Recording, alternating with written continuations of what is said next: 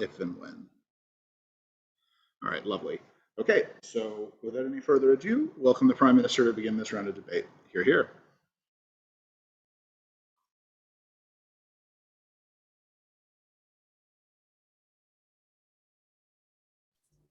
Okay, at first, am I audible? Yeah, you're good. Cool.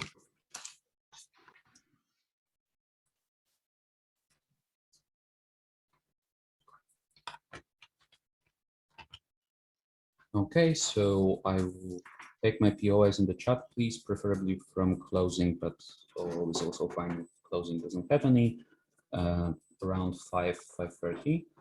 And well, I think I can reiterate that I consent for recording. Okay, cool. So I will start my speech in 3, 2, 1, go. Okay, first thing to note in this debate panel. First, impacts are scalable in this debate. We acknowledge that history curriculum is just one of many factors that contribute to general feeling of identity, to general moods of society, etc. But we believe that that history curriculum is pretty important in two crucial ways, and where this scale is actually a tipping point. At first, it prevents the development of better narratives, which we believe are more fruitful and better for the coexistence of nations in the Balkans. And second of all, we believe that it contributes significantly to hatred and nationalist propaganda, to the point at which they have more harmful consequences. And this is our burden of proof, that simply without this type of curriculum, we would have a better and more healthy coexistence. Okay, so let me go how this history curriculum works, because when you are taught in school about what your nation have done, you are usually actually getting your national identity in this during this process, right? So this history curriculum actually creates an imaginarium of things, right? So how should I identify as a Greek, Bulgar, or Serb? What are the main traits that identify me? What it is to be a Serb? What it also is how to differentiate the good or bad, because like the children at school are taught and they go through this process of socialization where they contrast different values, and if they are surrounded by this uniform set of values, they internalize it and then use it in further life. Right, so, and crucially, this history curriculum, both combining those values and identities, actually provides us with clear guidance on who is alien, who is our enemy, and who is our neighbor. And this is how we usually go on with perceiving other nations in other lives, right? So it builds this national identity on certain struggles, this particular narrative, on hatred and uses, because history curriculums like succession, right? So they are likely to perceive, I don't know, Muslim individuals or Muslim nations such as Bosniaks, such as Albanian people in Kosovo, Macedonia, or Albania, or Turks themselves, as people who are essentially enemies of the state, because they were for such a long time, and because the history curriculum gives us this causal way of thinking about things. It is, I think, pretty clear to many that if somebody oppresses you, if somebody is your enemy and your colonizer for 500 years, then you are likely to think about this person the same now. Okay. Another disclaimer in here: we believe that there is no actual country who is an inheritant of the Ottoman Empire, right? So Turkey is like a bit of transformed version of this, but we do not believe that there is like this constant threat going from Turkey right now, which directly inherits. But the history curriculum is likely to present it that way because of this causal thinking. Okay, so in the Balkans, where we discuss it, we believe that we have, first thing to note is that it is very, very natural to associate being Turkish or being colonizer with Islam, right? And what we have in the Balkans is actually a great mix of different religious identities and different national identities, right? So we have other Muslim countries, such as majority of Bosnia and Herzegovina, such as Albania, Kosovo, Macedonia, and parts of Turkey, right? Turk is regarded regarded as one of the most offensive slurs in Serbs, right? It was used and employed by nationalist propaganda during the Bosnian War, right? So this is how this history curriculum and way of thinking actually influenced people into thinking that those people do not have the right to live because they are enemies who should be eliminated. And we believe that since this history curriculum and this historical perspective plays part in many people's lives, in many people's thinking, which is a tipping point for them to actually do certain violent things, because there is a threshold at which you think that this person is an enemy. Okay, so in many places, such as, I don't know, Republika Srpska or Serbia, these people still live door to door. They are not separated via different countries. So we have those nationally diverse neighborhoods where there are ethnic tensions and religious tensions, etc. And here the scale is insanely important, right? So if you regard your neighbor as your enemy, and this way of teaching is actually going into like influences your way here, you need just one step to start a conflict or some violence, or I don't know, use a slur over your neighbor, etc. This has massive impacts in this debate, since the scale of the Balkans, I think, is large. Okay. So how is teachers going to teach this? I don't necessarily think that they are going to be vitriolic in the way that they're saying that you should kill your neighbors or something. Okay, but like as I told you before, it is not necessary for teachers to be bad. It is how this narrative as a whole is constructed. So if you construct this image of a colonizer who is your enemy and your oppressor for 500 years, and you can associate it and use it as and assimilate it with some national or religious identity, you are much more likely to do so. Okay, so how this is employed in nationalist propaganda, another crucial thing in my speech.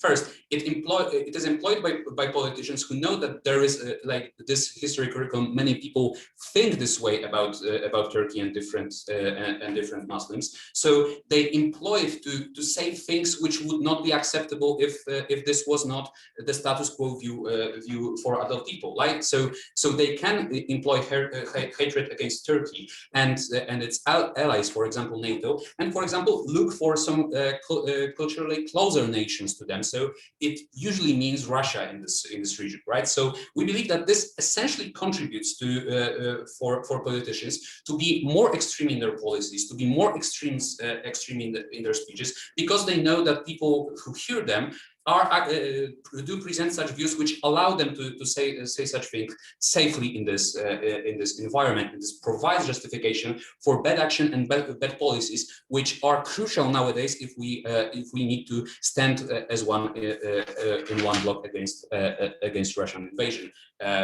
My partner would cover some more about positive narratives. I beg you to propose.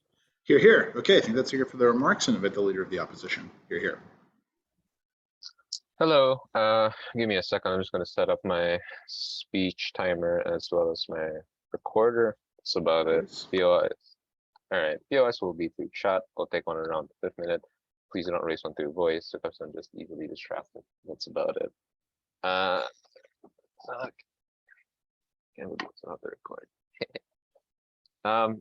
As for recording, sure, I don't mind. Cool. I think we're ready to begin. Speech is going to begin in 3, 2, 1. Two things on the speech. First, a few rebuttals. Second, argumentations with weighing and integrated rebuttals to some extent. The first rebuttal I have against OG is they tell us they want better coexistence. Note that they never finish this argument. They just kind of stop short by saying that we can better coexist, but they don't explain into how realistic it is for Balkan states right now to coexist with Russia when Russia is threatening to take their sovereignty. How realistic it is for them to coexist with China when China is actively taking out humanitarian sources or cutting off exports and imports to Balkan states. My question though is one, even if this was true from their side, there was no coexistence when the Ottoman Empire enslaved children and women during their times of colonization. There was no room for compromise for Balkan citizens when they were forced to choose a different god. No compromise when it came to the murder of their neighbors and their loved ones. It is unclear as to why these actors deserve coexistence in the first place, nor why it benefits Balkan states. But second, I'd argue that it was extremely unlikely for the coexistence to be beneficial, and I don't think OG proves why it was beneficial. Insofar as oppressive actors like the Ottoman Empire have very little incentives to share power with Balkan states because they have very different ideologies, they have very different preferences, goals, etc. And thus, even if they could coexist, the coexistence would have been highly unfavorable to the Balkan states. But second, it antagonizes other non-Balkan citizens, which is their second argument, and it kind of deters different political narratives from being, empowered. The first response is, note, this isn't happening right now with the Balkan states because they have the capacity to assess what behavior seems radically colonialist or oppressive like that of Russia. And the proof here is because they are massively aligning with EU states and Western organizations like NATO and status quo, insofar as they are opening their political ideology and are willing to share their resources, but also because Denzel POI'd earlier that the teaching is likely to be focused on the very worst and horrible actions of the Ottoman Empire. And those narratives are targeted, which means that most Balkan citizens focus on the radical behaviors of nations instead of just their everyday political decisions that could harm the Balkans, and thus the teaching likely would have minimized these behaviors. But even if it doesn't, I will argue later why it is good that Balkan states are risk-averse in status quo and they take other nations in the worst context. The first argument is that the struggle solidified the Balkan ideology and status quo of being anti-oppressor and anti-colonialist in general, which is good, but it has also bled benefits to stop the ongoing Ukraine and Russia war. First, three mechanisms. But first, the first piece framing. The debate asks as well how the curriculum impacts status quo proximately, not just about what happened in the past. To that extent, it means we're better able to encompass wider ranging impacts that are more applicable than status quo right now. But first, the Ottoman Empire's behavior is analogical to that of Russia and Putin's. And this is one of the pivotal reasons why the Balkans and status quo are united against Russia in the conflict. This is because they actively feel threatened by Russia's behaviors and actions insofar as they do not want to relive the Ottoman Empire age. Second mechanism is in recent years, the Balkan states wanted to join NATO because of the feeling that one, Russia is moving towards gaining Balkan state influence and support by means of political manipulation and exploitation. Secondly, because Russia is actively trying to force Balkan states into forming things like trade relations that are highly dependent on Russian resources. These actions similarly made the Balkan states more afraid in Russia's intent, largely because it does not want to repeat history, and thus it is taking more proactive measures to deter and prevent such repetition. This speculation was even compounded when Russia invaded Ukraine. And that's the reason why the Balkan states right now are tying relationships to the EU and to the West, because they do not want this force to colonialize them again, and they do not want history to happen. But third, and notice it engages with OG's analysis that there is no constant threat. That is not the problem. The problem is that we cannot efficiently predict if there could be a threat, and thus the most important behavior for states to have is that of being risk averse. This is why the emphasis is important, because one, the more people that were taught of the Ottoman antagonism in school or media or whatever, the more voters we get that decide to support democratic and sovereign policies that Balkan governments push out, i.e. their policy to cut off exports and imports with Russia, their decision to join NATO as a member state. Second, the more people that remember the past atrocities of the Ottoman Empire, the more they can connect and predict possible repetition of this history through ensuing conflict, which makes them more risk averse, but also it co-ops the impacts from OG insofar as they don't explain how we can better predict the political actions of other actors. In our world, we're better able to do that when we have a similar analogy that we can bring back and relate other current actors to. But third, this is generally helpful in watering down the Ukraine-Russia conflict more because the Balkan states right now have massive political and domestic support to push for helping Ukraine and pushing back countries like Russia and Belarus from winning the war. The last is that absent the emphasis, it is less likely that the Balkans would have made similar decisions to the same extent, which would have been harmful because it is very likely that one, Putin would have been able to manipulate them into joining the neo-USSR and status quo, or two, there's just overall would have been less proactive support from Balkan states, which is crucial in status quo, insofar as they have tons of resources that EU nations like Germany and Ukraine can lean on in the form of oil, agricultural resources, etc. The weighing here is that one, the biggest benefit of Balkan states right now because this is the biggest benefit because they are able to challenge oppressive forces and is the reason they are in a good position in status quo. But second, because it is beneficial in watering down the current war, which leads to benefits for interventionist organizations like UN and NATO and the West, but as well as the rest of the world. Before I move to the second argument, CG. The average informed voter knows that Serbia still trades with Russia, but also, even if this is true, what is the tipping point of the Balkans being anti-Russia when the entire fucking West is already doing it? There's no I don't think there needs to be a tipping point insofar as the more that Balkan states support like with Western organizations and the less they support Russia, it's all overall generally good. Now, I've already proven to you that in mass, we've gained more voters, we've gained more supporters for the Balkan states' current policies and administration, which is pushing out anti-Russian sentiments because they do not want the threat of the Ottoman Empire to repeat in history. But the second is that the inclusion of this in history curriculum empowered democratic narratives and continues to pave the way for Balkan sovereignty and independent status quo. First mechanism. In the past, the reason the Balkan states gained sovereignty and continued to uphold and sustain itself was because of the presidents of each state agreed in a unified fashion that sovereignty is one of the key and probably the most key interests of all Balkan states. This was made possible through the way history was fed and taught to curriculums. How was this taught in schools? So this is a lacking characterization in OG. One, it was likely focused on the killings, atrocities, and the harms inflicted, i.e. the forcing of children to join military, etc. Two, it likely focused on the strategies of how the Balkans overpowered and overcame these situations politically. Three, the actions of Balkan rallies or protesters, etc., the ones that struggled to fight for Balkan independence and against the oppressive forces. The third mechanism is this was important in Balkan states securing and maintaining sovereignty in status quo and even in the past because the political narratives and ideologies formed were largely democratic in terms of scale of voters and adults that went through this school or went through schooling. This bled to multiple impacts for Balkan states. Just as one, they've gained massive political appeal with the West in terms of global support in the form of things like economic interlinking, politically aligned goals, especially with the EU states, etc. Balkan states currently receive developmental aid from the EU because they, have the good relationships. But the second is it is important for the ability for Balkan states to uphold their value of sovereignty, insofar as it signals oppressive actors like Russia that they are not tolerating such actions, that they cannot be recruited or coerced to cooperate any further. But three, it created better policies for Balkan states themselves because they know what they value, they know how to tailor fit their kind of policies to the kind of ideologies that they want to have, but also the kind of incidences that they want to prevent. And insofar as that's true, it has benefited the Balkan states massively over the years and has benefited the globe, just well off over the years as well. For all those reasons, oppose. Hear, hear. Okay, I think that's here for the remarks, and invite the Deputy Prime Minister to continue the case for opening government. Hear, hear.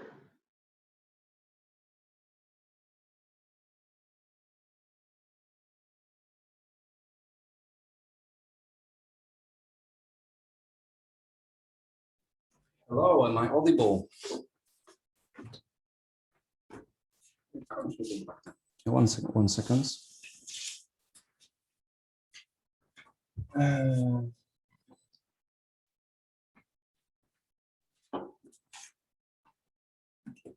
Okay, I will start in 3, 2, 1. First of all, we agree with a little bit of analysis from OO. Principally, forgetting about our history is bad. But we do not need to whitewash the history. We do not need to say that it didn't happen. We just have a lot of alternatives that I'll explain later how it could go on. But on utilitarian metric, if, for example, Poland would still be hating Germany in 21st century, it doesn't make much more sense because whole context changed and it was not so long ago. And we are talking about the period of history that was from 200 years ago to 600 years ago. So this is a really, really ancient history for these people. Second of all, when people are taught that our neighbors being bad, it doesn't teach them not to be bad, but more likely will inspire emotion and inspire hatred, because this is how you react when you're young. When you are young, you cannot control your emotions. You're not thinking logically. If something is delivered to you via emotional manner, you are more likely to remember that somebody was bad, not I shouldn't be bad and I should be hero. O also said that we will remember strategies, we'll remember political context and so on. And let's make a reality check. 95% of young people will not remember complicated geopolitical context or politician decision-making process. Majority of children will all remember that Turkey is bad, Islam is bad, and 10 years after school, that's all that stays in the head. So furthermore, the more they claim that the more we know history, the more we understand it, and the more we will mitigate the risk. This is simply not true for Balkans, because Balkans are generally not trusting because of their shared history from the 20th century, problems, and even outside of Turkish colonization. So we have a lot of things that are making people just aware of the risk and aware that you have to make your decision not to trust everybody so much, right? So the world is simply different. The more we cooperate right now in 21st century, the more we integrate, the better our economies are and the better our lives of our people. Previous enemies are not necessarily the current ones. Often they provide support and infrastructure, or we are dependent on them somehow. So generally speaking, risk assessment and cooperation is not on their side of the house at all. So why history curriculum matters? We are constantly repeating during 15 years of education certain truths and beliefs. History teachers are often dedicated, usually from your ethnic group, so they perceive them as evil, which give the education a lot of emotional input. Curriculum influences how people perceive things in their adult lives. What you know from history lessons is rather an objective truth to you. You are not generally disputing that. And it translates on how new generation of people in Balkans will perceive Turkey as oppression, which enforced religion on them. If everyone believes certain truth, and it's very simple to frame the narrative against Turkey or Muslims in TV, it is then depicted in pop culture, in its inspiration in movies, it spreads around in TikToks and in social media. If everyone believes those truth, it simply increases the level of internalized hatred and distrust to other nations, especially Muslims. How Turkey is framed, because this is exactly different from Russia. Similar to Nazi Germany, but instead of Aryan superior race, the main symbol behind evilness of Turkey is Islam and imposing Islam onto Balkan people. So when we talk about always talking about trust or not trust with Russia, it's outside of this debate because it's not correlated enough. It's not the symbol we are talking about, and which strongly led this framing on Turkey being evil, Islam, colonizers. It strongly lends in majority of generally Christian countries like Serbia, Bulgaria, Greece, Croatia, which have strong Muslim minorities, and therefore very important thing which happens 200 and 600 years ago. That means that nobody directly or even indirectly harmed by Turkey. They are all dead. So there are no living victims, there are no living problems. This hatred is prolonged artificially, and this is what we oppose on the government side, because there are so many other things that happened later and the context simply changed. Why this is bad? Because this prevents other historical curriculum, more positive narrative. We could make it much shorter and only mention it as an old part of our history. We could focus on our independence, contemporary or 20th century's victories and heroes. We can focus on our anti-fascist and anti-communist movements and victories. We can focus on more present history and cooperation. So from my speech and Macie's speech, you can have those impact. First of all, this is scalable. We have more peaceful coexistence with Muslim countries. So in general, when you have Muslim countries such as Bosnia, you have less hatred from the minority. When you have other countries such as Greece, you have less hatred towards the Muslim minority there. And therefore, people are less bigoted towards each other, which is a crucial impact on our side of the house. It turns into violence, it turns into cooperation, it turns into policy making, and so on. Second of all, people are less prone to nationalist propaganda. The politicians are less likely to employ the hatred to buy votes. So less people are biased against their neighbor and do not think of them as enemies and colonizers.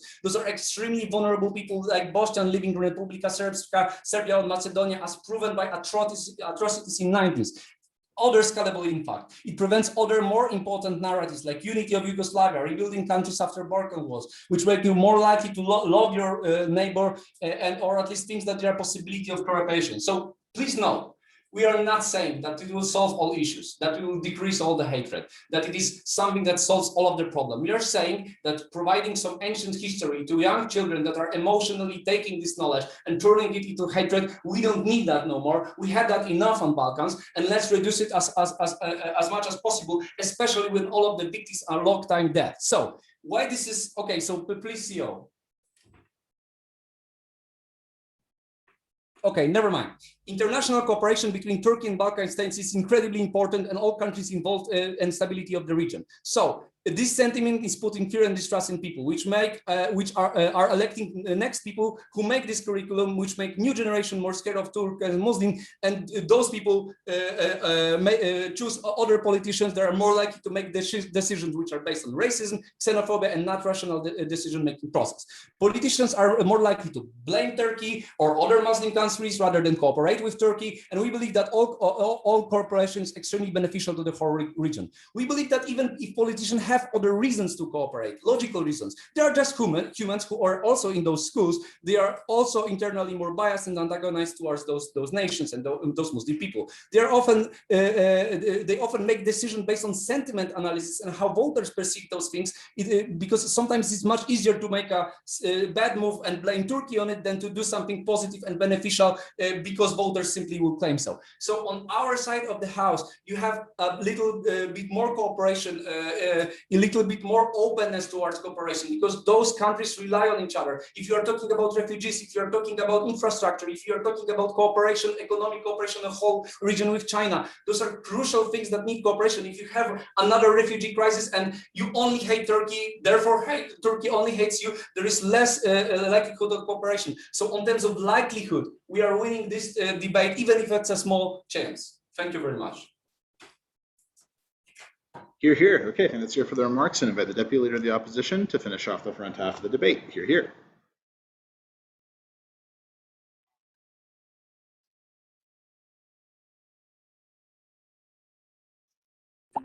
Okay, you guys through chat. Okay, I think I'm consent to getting recorded. But please don't open your mics at any point in time because I get easily disturbed. So just to be clear, you do consent, right? I just want to make sure I have it right. Yes, yes. Okay, got it. Thank you.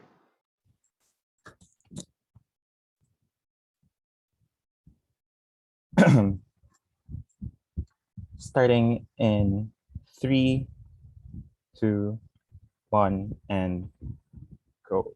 Two things in this speech: how you have a solidified Balkan ideology that is anti-oppression and anti-colonialist, and second, why the democracy, sovereignty, and independence is more likely on our side of the house. So I just want to note that currently the region has struggled in creating an identity that is going to unify the region. The Balkans are still split between the East and West with different conceptions of identity, liberties, and struggles to have a common identity. This is harmful in as much as it's going to affect like how opening government said it in terms of immigration and discrimination, for example, that you are not going to accept these certain identities at that point on. How do we change this then? I just want to note that there is a strong link between the Serbian and Russian Orthodox churches that remains the key instrument of Russia's influence in the region, with the Kremlin narrative spreading throughout the region. This paved the way for Russian support in Montenegro, Serbia, and Bosnia. This means that it is necessary to systematically create emphasis on certain curriculum that will go against this systematic propaganda that is being launched by Russia. I just want to note that the countries who have very strong grassroots mobilization against Russia are pro-Western countries like that of Albania, Kosovo, and North Macedonia, who are going against Russia. This means that the support of individuals on the ground is causal to changes in the political actions that their government will take.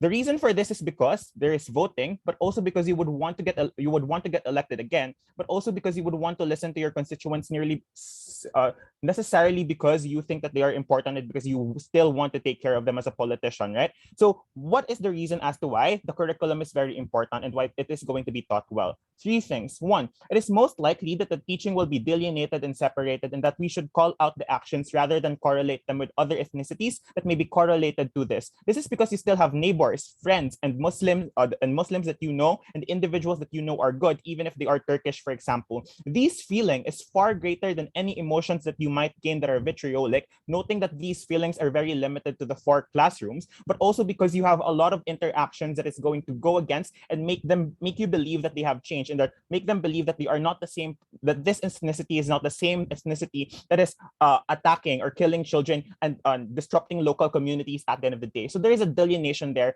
because the status quo has changed. But second, it is most likely that you will still talk about the food, the culture, the religion of Islam that is still beneficial to an extent and enjoyed by many, which means that individuals still have a common ground with these ethnicities that may be connected to the Ottoman Empire. But third, it could also be said that the Ottoman Empire has harmed Turkey, and when there are poor harvests because of the war, this is the reason the Ottoman Empire fell. The lack of resources for the common people and the exploitation because of the oppressive state policies that is launched by the Ottoman Empire means that the curriculum is not only going to focus that this is harmful for Serbs, for example, but also going to focus that this is going to be harmful for Turkish, means that the lens is most likely going to be that we have a common enemy, and that common enemies are individuals that have the same characteristics of that common enemy and their actions that they are currently doing, rather than the face and the visuals individuals at the end of the day. What does this do within the debate? One, I think it takes away a lot of the impacts of opening government, noting that their impacts are contingent on that the people will hate Turkish people just because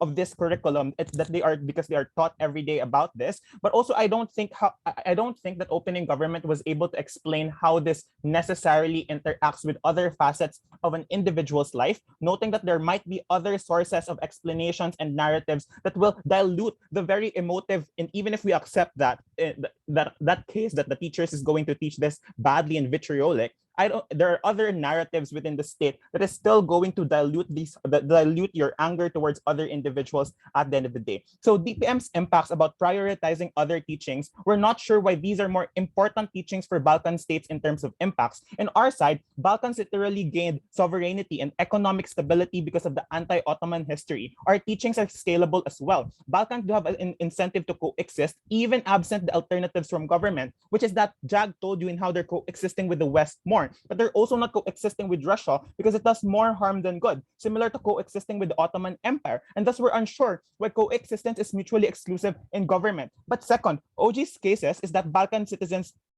become paranoid. But one, this ignores our context about how the education occurs, i.e. they're focused on the radicalist and harmful actions of the Ottoman Empire, because these are things that you can see that is so much evil and that is so much immoral, rather than what their characteristics are in terms of their ethnicity. It is not related to your mom or your classroom friend. Even if it was, the Balkans being able to discuss such speculations has benefited them, i.e. the discussion of Turkey introducing new religion was discussed because of Balkans being risk averse. This is similar to how the Balkans right now are discussing about Russian intents. Thus our impacts and mechanisms are still true. Before talking about the implications of this closing government.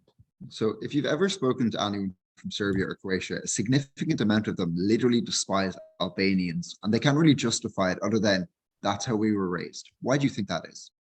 Yeah, so I haven't talked to any Europeans because I'm Asian, but that is something that you have to prove just because you encountered these things on your own empirical life, or I don't know.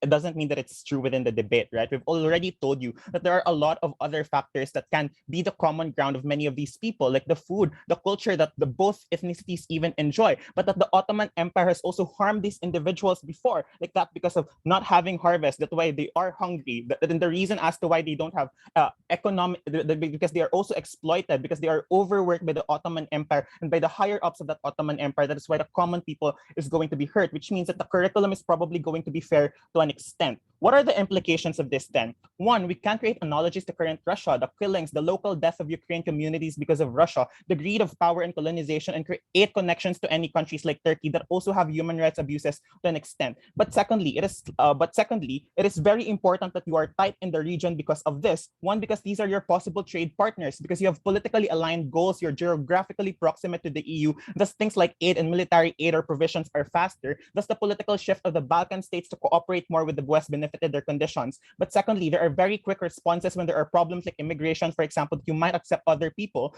other ethnicities. But third, they are more unified as different Balkan states because they have a shared ideology and a common enemy, and thus it's harder for Russia to deconstruct and crack down on Balkan states because they're a monolithic unit. But fourth, the Balkans siding with Russia as opposed to the EU is worse for them because Russia is likely to treat them as a tool for their political goal, similar to the Ottoman Empire, which Jag told you is the power asymmetry that exists. The EU is likely a more benevolent partner for Balkans. It further divides Balkan states now because the lack of emphasis means that the narrative would have been weak across different member states, and that the unification of Balkan states is weaker in terms of ideology. We have a tighter Balkan, we have a more inclusive Balkan, and we are more likely going to have democracy and sovereignty in our side of the house. We are very proud to oppose. Hear, hear. Okay, I think that's secure for the remarks, and invite the member of government to open the back half of this debate. Hear, hear. Am I perfectly audible? You are good.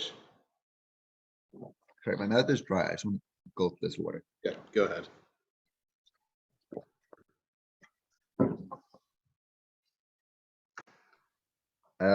PY's in the chat, please. I'll take one from Olo at some point.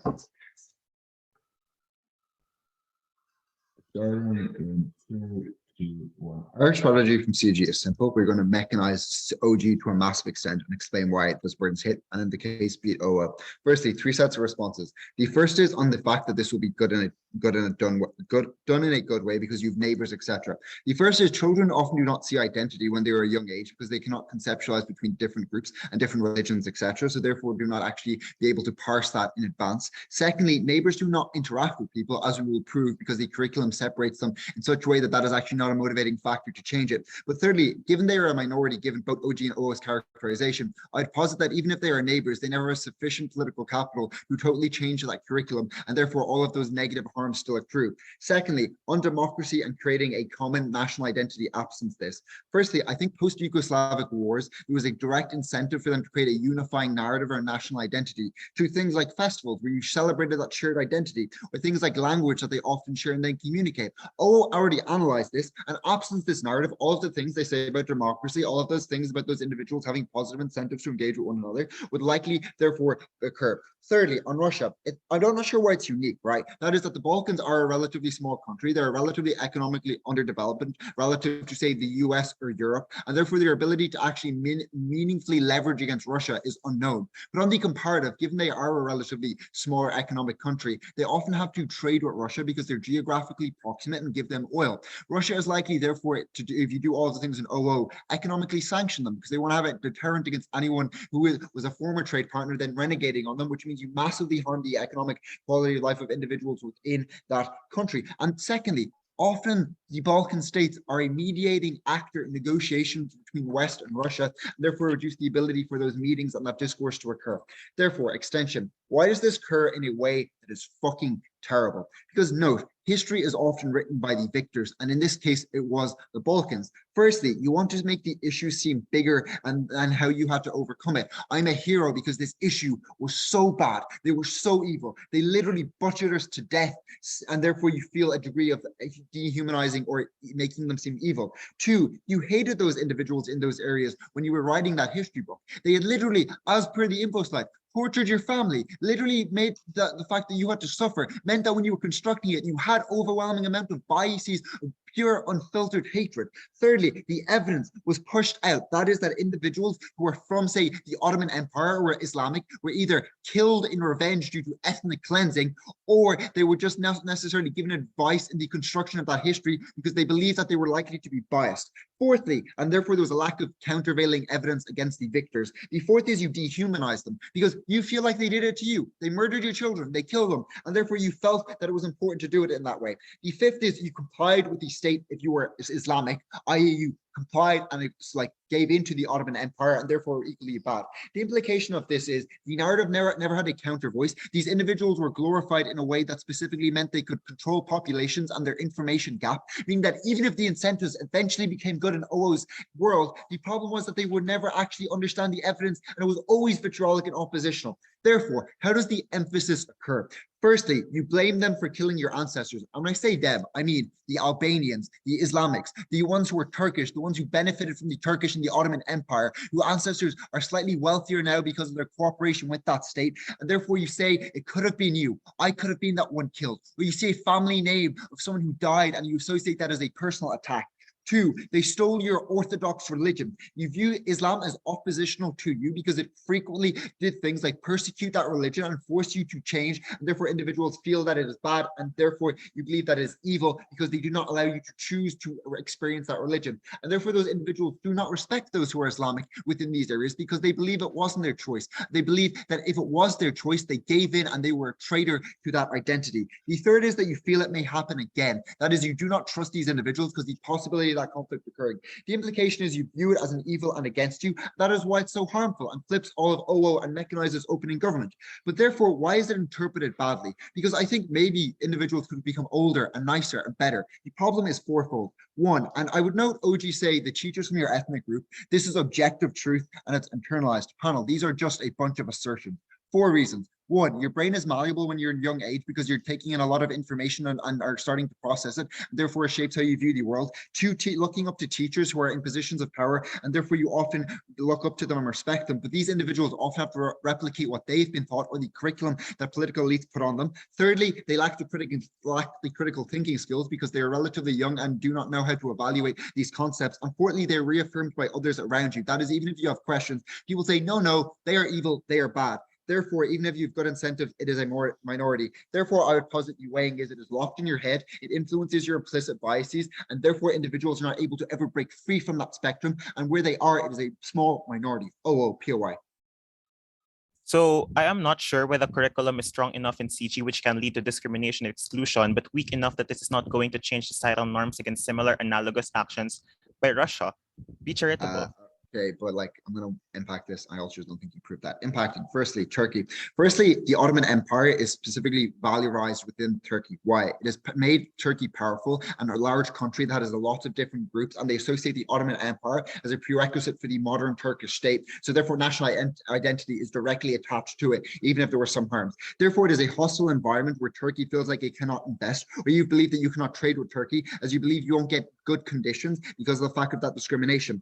And therefore, on the comparative, you're not anti-Turkey, they're more inclined to invest. Two, you ban trade because there's a lack of trust between these particular groups, and therefore there's a limited amount of engagements. Or thirdly, tourists feel unsafe because that discrimination narrative exists and therefore cannot engage with it. Otherwise, on the comparative, these countries are relatively close and easy to travel to. They have large markets that they can both trade within and offer competition on things like goods and services, meaning the benefits here are large scale insofar as they affect everyone, but also secondarily, they benefit the Balkans and Turkey. Two, policies. That is, you preemptively put policies in place because you identify them as being popular in the populace, and therefore you don't even need the political support to do them. But secondly, people may advocate for them and therefore get them to change. Therefore, policies are likely to be discriminatory and treat these individuals as second-class citizens, but also things like refugees fleeing from Syria were often Islamic and Muslim, and therefore you were not willing to accept them, but you accepted Ukrainians because you otherwise saw they were struggling. Thirdly, discrimination. You see like implicit biases, and therefore things like microaggressions against Islamic and Muslims within these groups, often acts of violence in retaliation.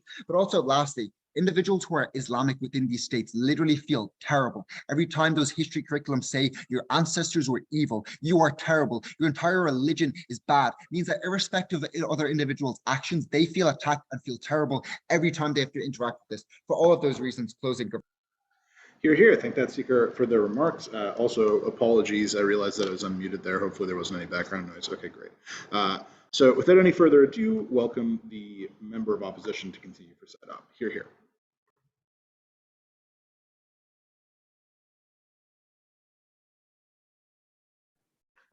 Sorry, just give me 1 second to finish up sorting my papers.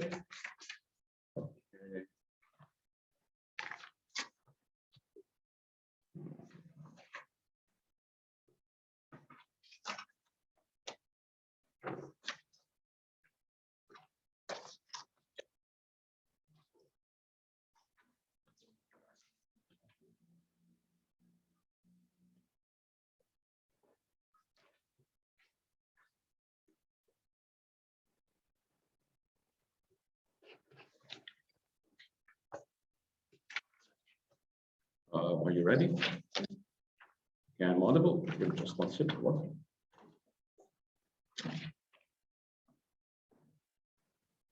Okay. I will be starting my speech in 3, 2, 1. Okay, panel. It seems like the entire room has not read the motion. The motion doesn't say that these groups are changing their opinions and views and stuff like that. The motion says that the curriculum is changed. And this is why I'm bringing a big piece of framing. How much can the curriculum affect the narratives in the country and the actions of the country leaders? Not that much. CG in the POI 2.0 recognizes that it is not shown that this is a tipping point. We will show you why the impacts in the debate are much smaller and that this isn't a tipping point for basically any of them. Okay, first thing on the geopolitics. First of all, geopolitics are based on leaders' decision, and they're usually, first of all, self-centered because they want to have what's best for them. Secondly, they have many mechanisms to keep them behaving irrationally, like first, teams of professionals, second, having to fight for the economy and the wealth of their people and stuff like that. Thirdly, they want to be collaborating with other autocrat leaders to stay in power, and this is why the relationships in terms of politicians affecting them geopolitically are staying the same, and these are big things that are affecting it, not like you reading in a history book a few words and then doing what, how is that going to change politicians' opinion. Second thing about the politicians, not about the politician, about the geopolitics. History forms the geopolitics, not people's opinions and wants that are currently happening. You cannot just go ahead and align with the USA as Serbia because you already have built connections. First of all, you have interpersonal relationships when transfers of power happen. So like throughout generations and generations, people have like interpersonal relationships, the people that are in power in terms of like companies and politicians. But second, you have economic connections. You have built infrastructure like roads and investments. And second, you have deals and planning that is already going on, meaning that this isn't like going to be changing geopolitics. You cannot just like put something in a history book and that is going to like change geopolitics. That means like already the whole room is out of this debate. But moving on to why people's opinions are going to be changing that much. First of all, people, there are many people that are living in these countries are like ethnically, like, how do you say it, homogenous, meaning that already they have, first of all, their ethnic identity. Secondly, there are many stories and narratives that are already present, like grandfathers talking about these stories, people repeating them over and over. So this is already in your head.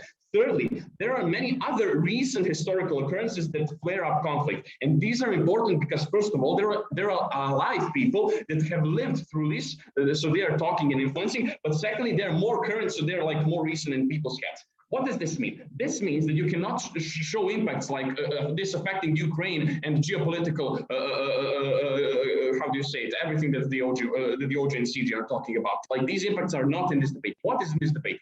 What's the history curriculum for? It is not for you to get information, but values. Why is this the case? First of all, the information doesn't influence you that much because you just read a number or a year and stuff like that. Secondly, you won't be able to use it. They're talking about like you mistreating other people. But for example, like Serbians just don't interact with Turkish people. That is not the case. There is geographically that is not possible. But what it will affect? It will affect patriotism. First of all, you are going to be reading about your national heroes and what they did. Second, you're going to be reading about the strength of your people throughout this history and how they have fought this. And stuff like that. And this is going to affect whom? The individual people and how they view their own national identity. For example, you like being a colonizer or the colonized or a warrior or someone who is weak. And why is this important? And this is what we're going to prove and win this debate. That first of all, this changes how you feel about like your nation and stuff like that. Secondly, this changes how you're going to act within your nation. Okay, let's weigh these impacts to what the opening has brought you. Georgi was talking about first about coexistence and secondly about hatred that is not justified. On the coexistence, first of all, I have shown you this is an impact that is huge and doesn't stand in this debate. Secondly, there are many reasons for it not to change. Thirdly, if it is already bad, they have not explained why this is like the breaking point for you, like going into the coexistence. Okay, on the hatred, first of all, as I explained, you cannot interact with these people in most instances. Secondly, people understand that these are like people from like 500 years ago, and these are not the people today. And a great example is people going to the seaside in Turkey from Serbia. And on the opening opposition, first of all, they're the same thing. We're talking about big impacts, war in Ukraine and stuff like that. We think you cannot prove this in this debate. And secondly, talking about sovereignty, but this doesn't like change you going for democracy. Reading this in a history book doesn't change what you're going to do and how you're going to fight for democracy, first of all. And secondly, even if it could, the ruling class would make it in a way that it is read so that you wouldn't want to do that. Okay, so how does the history curriculum actually affect the person? You're talking more, thinking and talking more about these leaders. They're talked about in your community. You are wearing traditional clothing more because this represents something about your history. You are also having stuff like rituals, like phrasing, what you're saying, what you're talking about. What does this do? This ties you to your national identity. You feel like your national identity is strong and like your national identity is something that is important to you. Why is this important? Because there exist many counter narratives and they are affecting you. First of all, on the internet. Internet is in English, meaning that there is less domestic stuff. Secondly, on the internet, you have many American and Western influences, like big companies that have money. Thirdly, you have like big forces and big countries affecting it. What does this mean? You have narratives like material, you being materialist. You being materialist, you're going to get, okay, go ahead. Okay, we agree that this debate is low in impact, but in the long term, it's done in emotional values, and those values that you are talking about are simply anti-Islamic. Okay, I will get to this long term. Okay, thank you. Okay, so what are these narratives? You being materialistic, you thinking the West is great, and you thinking that you need to make money and stuff like that. What are the impacts of this? First of all, you're not now on our side of this house feeling better about your country that you usually can't leave, and this is very important. People in these countries like don't have the money to just leave or like change something about the country. They don't have that influence. They're just going to live with themselves, like, thinking that they're like not that much of a hero, that they're going to be hearing about their war criminals that is like being sprouted by these counter narratives, and they're going to feel bad about their country, the country that they have to live in every day. But second impact, and this is very much important because this is the breaking point in this debate, that is the people leaving. There is much brain draining from these kinds of areas because like the pays are low, because you have better opportunities. The only reason you're staying is for this national and cultural identity. You think that you are tied to this. You feeling like that your language is an important thing. It has like some historical significance. And now when you're staying and not leaving, you're helping the economy and helping the other people that cannot leave because they don't have this opportunity. The old, endangered, the people who are even poorer than you, meaning that you're helping this economy sustain and you're like not ruining it to the brink. These are impacts that can be shown and are important in this debate, and this is why CO wins. Here. I think that's a good for their remarks, and invite the government whip to finish off the government side of the debate. Here.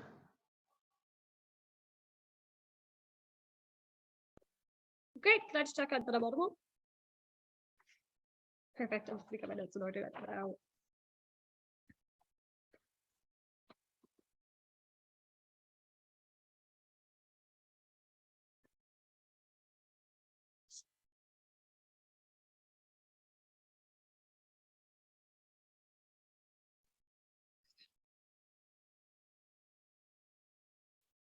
Okay.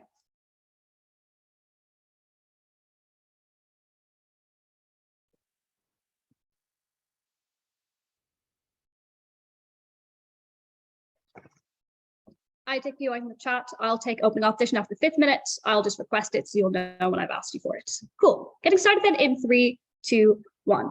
Firstly, why has Jack won this debate outright? I would note firstly, we're the team that gives you the most realistic characterization as to the way this curriculum plays out was constructed and why it was constructed in this way. I think this already beats top half by showing you the incentives as to why it was constructed in a way that was specifically anti-Turk and specifically anti-Muslim, in a way that mechanizes OG to reach their impact as to why people inculcate this in a way, but also shows you as to why children inculcate this in such a way that they actually have impacts on their further lives. I think the importance of this then is that when you have things like any Muslim minority in any Balkan state that has this kind of curriculum genuinely feels a deep psychological harm when a significant part of their history curriculum is devoted to saying that everyone who signed on to becoming a Muslim when the Ottomans took over failed in some way to support their own national identity and was a sellout and a sucker to an oppressor. I think there's a deep psychological harm that is repeatedly embedded in you every time this is taught. And then every time your classmates tell you that you should have simply stayed in the Orthodox Church, there was something wrong with your ancestors because you didn't do it. I think that's pretty bad for people. Secondly, I think the policies that changed that meant that Syrian refugees were never let in,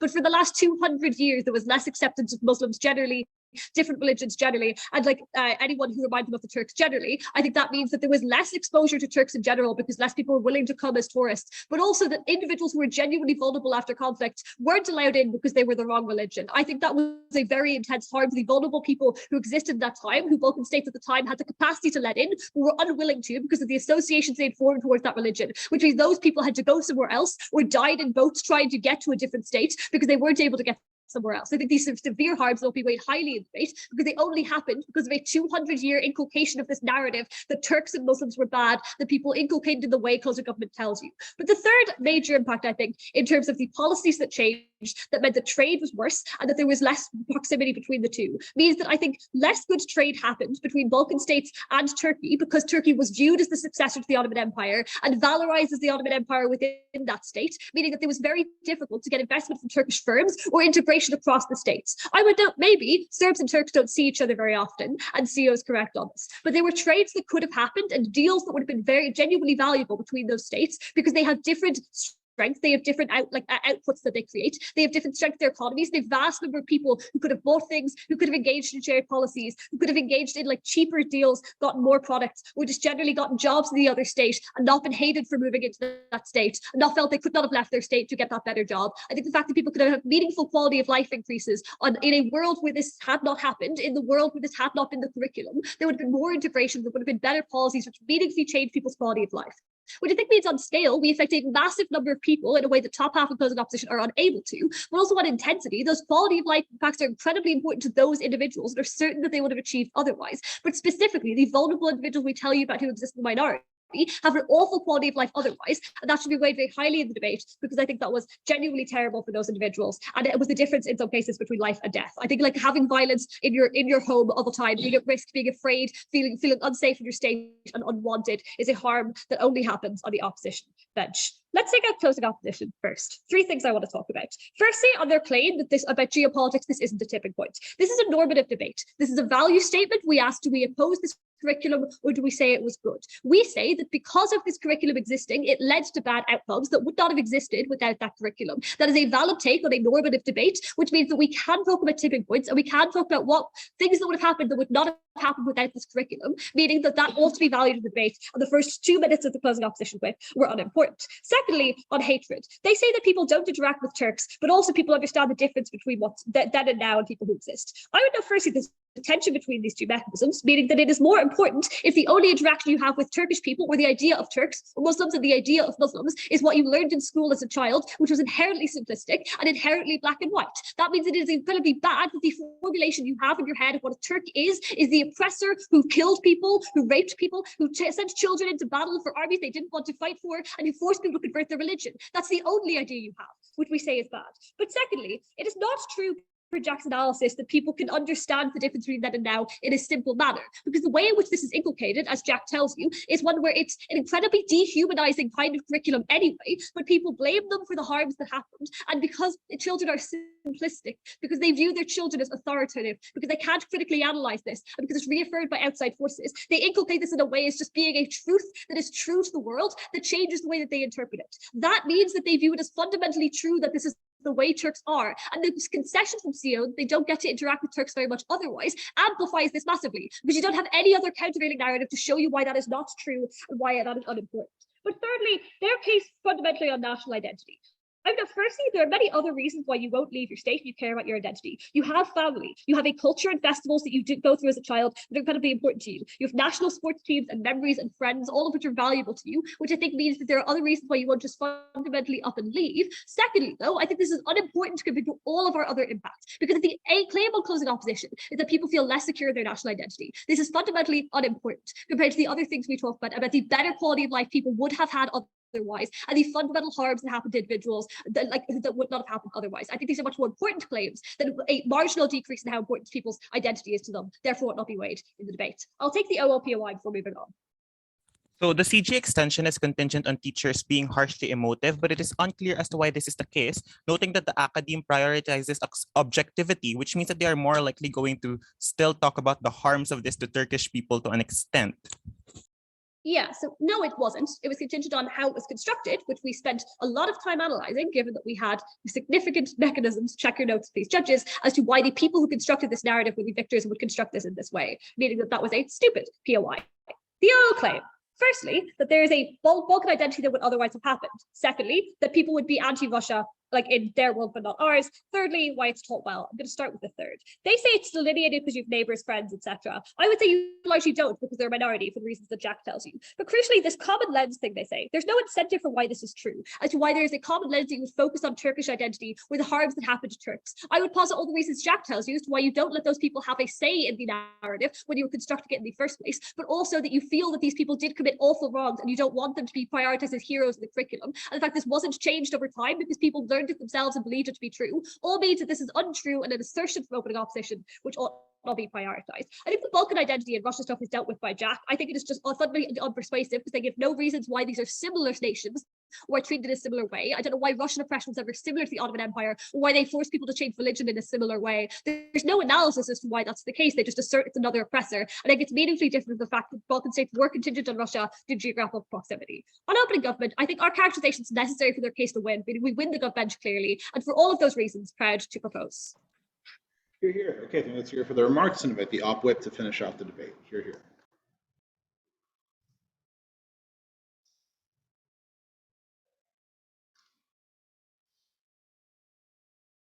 Okay, let me just get my papers in order and open a water bottle. Okay. I'll start my speech in 3, 2, 1. So first of all, I just want to explain one more time why having this certain narrative is doing a lot more good than it does harm. So first of all, why does this build your national identity? First of all, you're getting a lot of other narratives that are making you less patriotic, especially those who come from the West, who already have a prejudice against the Balkan people. That's the important thing. And the second thing is that you spend your hours scouring the internet, and you see all those Western influences that, first of all, says that life in the West is better than the life you currently have, making it more probable that you're going to leave your country that is not doing so good. And second of all, that your people, Balkan people, are morally bankrupt because that's what you get from the West. For example, that those are war criminals, all of them are war criminals, all of them are just negative bad guys in every movie in Hollywood ever. So yeah, and the second thing is that you have a very little other places to be reminded of your people's worth and your people's history and narrative. No questions until 5 minutes.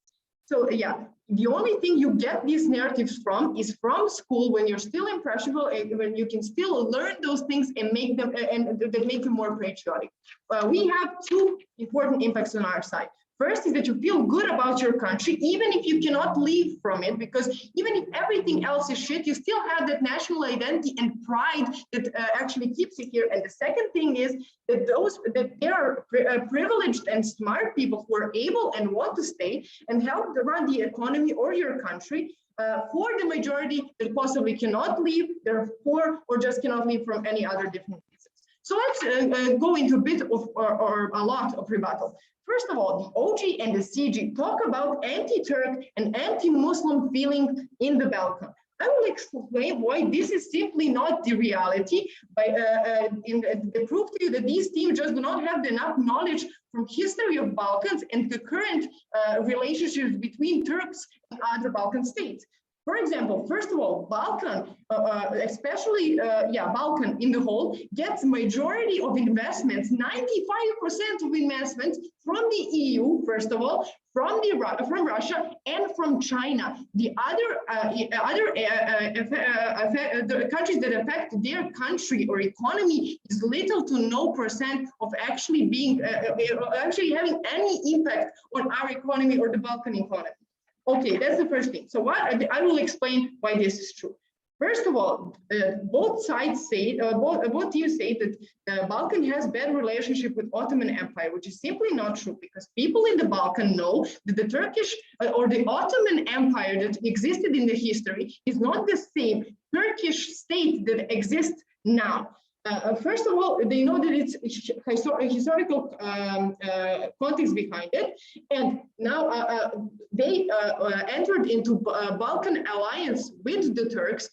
People from Balkan go to holidays in Turkey. Then the third thing, they actually have small economic relations, not large, but they still do exist. There's no hate between those two states on a political or a personal level between people. And fifth, my partner already explained why politicians make decisions that are not simply based on history and everything like that. So if that's not reason enough, I'm going to explain why Balkan negative or bad relationships between each other are not actually because of the Ottoman Empire effect.